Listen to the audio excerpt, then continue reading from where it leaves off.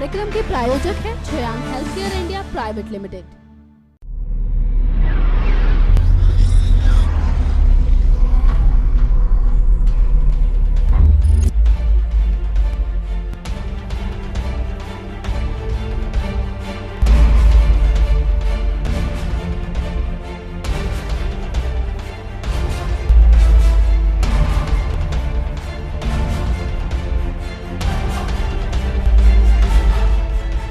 मुझे यूं भुला ना पाओगे, जब कभी भी सुनोगे गीत मेरे, संग संग तुम भी गुनगुनाओगे।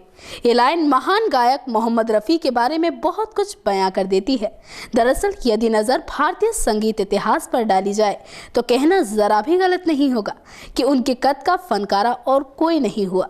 रफ़ी ने अपनी आवाज़ की मिठास और जुदा गायकी अंदाज की बदौलत अपने समकालीन गायकों के बीच खुद के लिए बेहद अलग स्थान बनाया था।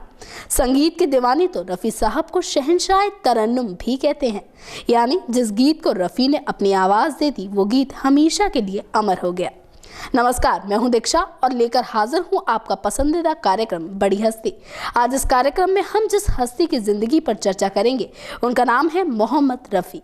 यूं तो संगीत जगत में एक से बढ़कर एक फनकारा हुए, लेकिन रफ़ी साहब की बात कुछ और ही है।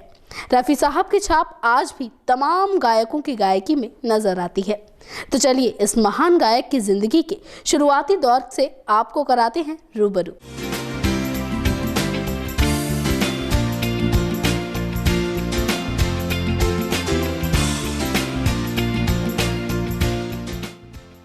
मोहम्मद रफ़ी का जन्म 24 दिसंबर 1924 को पंजाब के अमृतसर जिले में हुआ था। रफ़ी को बचपन से ही संगीत में बहुत रुचि थी और वक्त के साथ साथ उनकी दिलचस्पी भी बढ़ती चली गई। जब रफ़ी छोटे ही थे तो उनके परिवार वालों ने गांव छोड़कर लाहौर में बसने का फैसला किया। रफ़ी के बड़े भाई मोहम्मद हामिद हमेशा उनके लिए प्रेरणा स्रोत बने रहे और कहीं न कहीं उन्हीं के प्रोत्साहन की वजह से रफ़ी का रुझान संगीत की तरफ भी बढ़ता चला गया। कहा जाता है कि रफ़ी के बड़े भाई की अमृतसर में नाई की दुकान थी और रफ़ी बचपन में इसी दुकान पर आकर बैठ जाया करते थे। उसी दुकान पर एक फकीर रोज आकर सूफी गाने सुनाता था।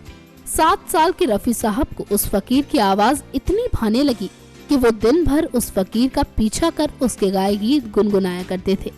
जब फकीर अपना गाना बंद कर खाना खाने या आराम करने चला जाता तो रफ़ी उसकी नकल कर गाने की कोशिश किया करते। वो उस फकीर के गाए गीत उसी की आवाज में गाने में इतने मशगूल हो जाते थे कि उनको पता ही नहीं चलता था कि कब आसपास लोगों ने भीड़ जमा कर ली। इसके साथ ही ये भी कहा जाता है कि जब भी कोई रफ़ी के भाई की दुकान पर बाल कटवाने आता था तो वो 7 साल के रफ़ी से एक गाने की फरमाइश जरूर किया करता था। इसी तरह से धीरे धीरे रफ़ी संगीत में रमने लगे और साथ ही वो आसपास के इलाके में काफी मशहूर भी होने लगे। वहीं जब उनके बड़े भाई ने संगीत के प्रति रफ़ी की रुचि को देखा तो उन्होंने रफ़ी को उस्ताद अब्दुल वाहिद खान के पास संगीत की शिक्षा लेने भेज दिया। इस दौरान एक बार ऑल इंडिया रेडियो लाहौर में उस समय के मशहूर गायक अभिनेता कुंदन लाल सहगल एक प्रोग्राम के लिए आए हुए थे, तो उनको सुनने के लिए रफ़ी और उनके बड़े भाई भी गए थे। कार्यक्रम शुरू होने से पहले बिजली गुल हो गई और इस वजह से सहगल साहब ने गाना गाने से मना कर दिया। जब लोगों को शांत करने के लिए रफ़ी के बड़े भाई ने आयोजकों से निवेदन किया कि रफ़ी को गाने का मौका दिया जाए तो आयोजकों ने उनकी बात मान ली और इस तरह से 13 साल की उम्र में रफ़ी को पहली बार मंच से लोगों को अपना गाना सुनाने का मौका मिला। इस प्रोग्राम में प्रसिद्ध संगीतकार श्याम सुंदर भी मौजूद थे, जो रफ़ी का गाना सुनकर इतने प्रभावित हुए कि उन्होंने रफ़ी को गाना गाने का न्योता दे डाला।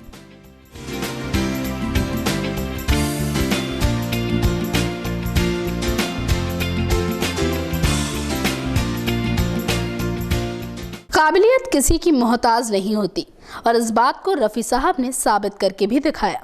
रफ़ी साहब के बड़े भाई ने जिस तरह से छोटी सी उम्र में ही उनका टैलेंट पहचान कर उसे निखारने के लिए कदम उठाया, वो भी अपने आप में एक बहुत बड़ी मिसाल है।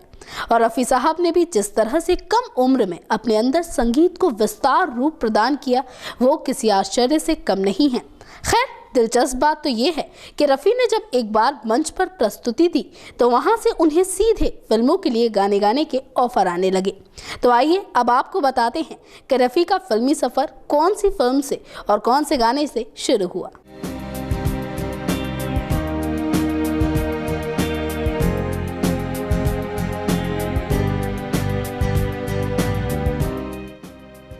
मोहम्मद रफी का पहला फिल्मी गीत एक पंजाबी फिल्म गोल बलोच, जिसे उन्होंने संगीतकार श्याम सुंदर के निर्देशन में 1944 में गाया था। इसके बाद सन 1946 में मोहम्मद रफी ने मुंबई में अपनी किस्मत आजमाने का फैसला कर लिया। वैसे रफी को सबसे पहला ब्रेक संगीतकार नौशाद ने दिया। अनमोल घड़ी के गीत तेरा खिलौना टूटा तो गाने के बाद रफी को हिंदी फिल्म जगत में खूब ख्याति हासिल हुई। इसके बाद रफी ने शाहिद, मेला और दुलारी के लिए गीत गाए, जो काफी ज्यादा प्रसिद्ध भी हुए। साल 1951 में जब नौशाद फिल्म बैजू बावरा के लिए गीत कंपोज कर रहे थे, तो उन्होंने सोचा था कि इन गीतों को वो अपने पसंदीदा गायक तलत महमूद से गवाएंगे, मगर नौशाद ने रफी को गाने का मौका दिया और बैजू बावरा के गानों ने रफी को मुख्यधार के गायकों की जमात में लाकर स्थापित कर दिया। रफी के गाने लोगों की जुबान पर चढ़ने लगे और इस वजह से संगीतकार भी रफी के साथ काम करने को उतावले होने लगे। शंकर जयकिशन, सचिन देव बर्मन, ओपी नैयर, रवि, मदन मोहन, गुलाम हैदर, जयदेव और सलील चौधरी समेत बॉलीवुड के तमाम बड़े संगीतकारों की पहली पसंद रफी साहब बन गए। दिलीप कुमार, देवानंद, भारत भूषण, शम्मी कपूर, राजेंद्र कुमार, जॉय मुखर्जी, विश्वजीत, धर्मेंद्र और राजेश खन्ना जैसे कलाकारों के लिए रफी की आवाज हर फिल्म में सुनने को मिलने लगी। अपने अनोखे डांस स्टेप्स के लिए मशहूर शम्मी कपूर तो रफी की आवाज से इतने प्रभावित हुए कि उन्होंने अपने हर गाने में रफी की ही आवाज का इस्तेमाल किया।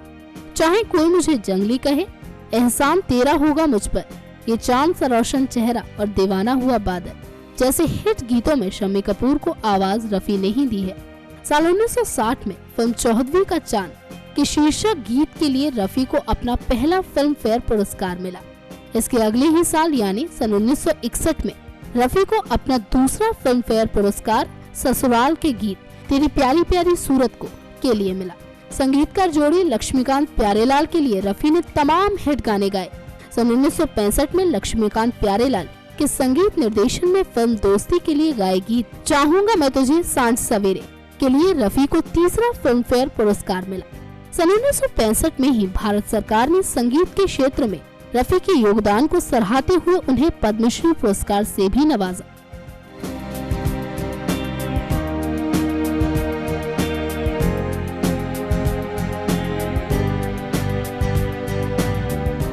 इस दौर को वाकई रफी का दौर कहा जा सकता है। हर संगीतकार उनके साथ काम करना चाहता था, तो हर अभिनेता यही चाहता था कि उसकी आवाज रफी बने। रफी ने इस तरह के संगीत के क्षेत्र में अपनी जगह बनाई कि हर संगीत प्रेमी उनके फन का कायल हो गया। उस दौर के सबसे कामयाब संगीतकार भी रफी से गाने गवाने के लिए इंतजार किया करते थे। वैसे कहा जाता है कि कामयाबी के शिखर तक पहुंचना उतना मुश्किल नहीं होता जितना उसे बनाए रखना मुश्किल होता है। तो चलिए अब दिखाते हैं कि बॉलीवुड के संगीत पर एक वक्त एक छत्र राज करने वाले रफी किस तरह से धीरे धीरे दूसरे पायदान पर आ गए।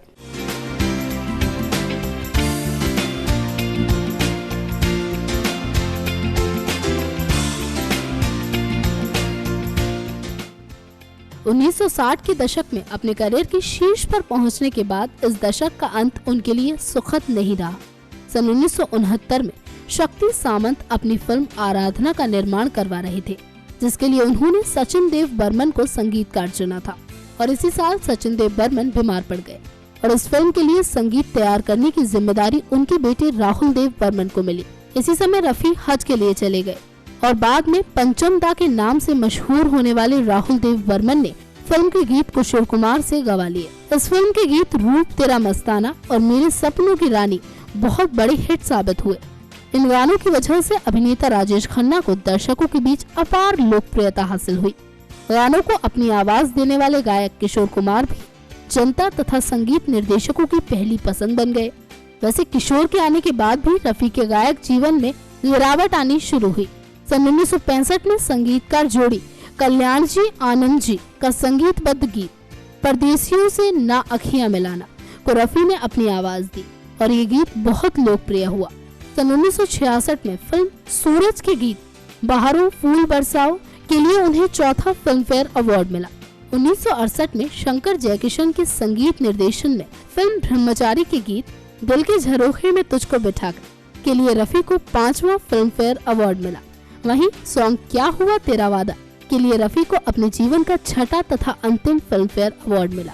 वैसे भले ही रफी की लोकप्रियता इस समय कम हो रही थी, मगर बावजूद इसके उन्होंने कई हिट गाने गा दिए, जिनमें ये दुनिया ये महफिल, ये जो चिलमन है और तुम जो मिल गए हो प्रमुख हैं। अपनी सुरीली आवाज से बॉलीवुड को बेशुमार हिट नगमे देने वाले रफी 31 जुलाई 1980 को हृदय गति रुक जाने के कारण हम सभी को हमेशा के लिए छोड़कर कहीं दूर चले गए।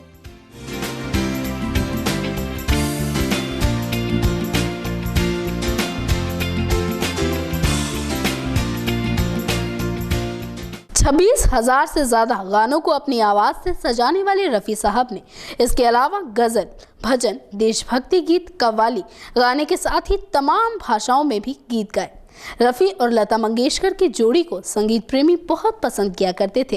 इसके साथ ही आशा भोसले के साथ भी उन्होंने तमाम गीत गाए जो कि श्रोताओं द्वारा बहुत पसंद किए गए। तो ये था इस हफ्ते का हमारा बड़ी हस्ती का एक खास कार्यक्रम। अगले सप्ताह फिर आपसे मुलाकात करेंगे ऐसे ही किसी बड़ी शख्सियत के साथ, लेकिन तब तक के लिए आप दे दीजिए मुझे इजाजत। नमस्कार। इस कार्यक्रम के प्रायोजक हैं Choyang health care India private limited.